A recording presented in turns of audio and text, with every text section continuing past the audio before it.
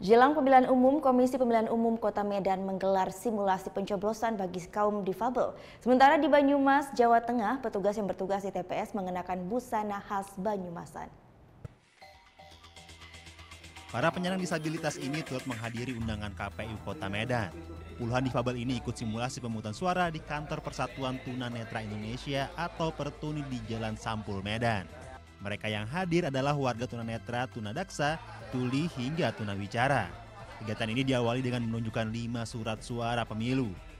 1 kertas untuk pemilihan presiden, 1 untuk anggota DPR RI, 1 untuk pemilihan anggota DPD RI, 1 untuk pemilihan anggota DPRD provinsi, dan surat terakhir untuk calon anggota DPRD kota.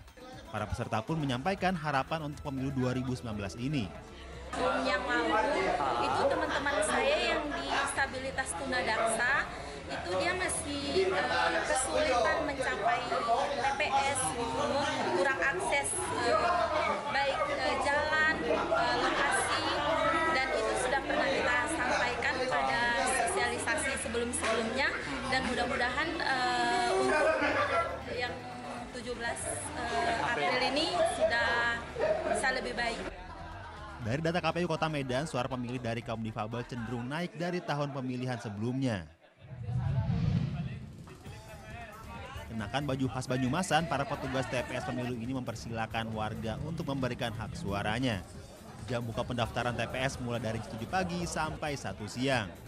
Pada simulasi ini, aktivitas pemungutan suara dibuat semirip dengan nyatanya.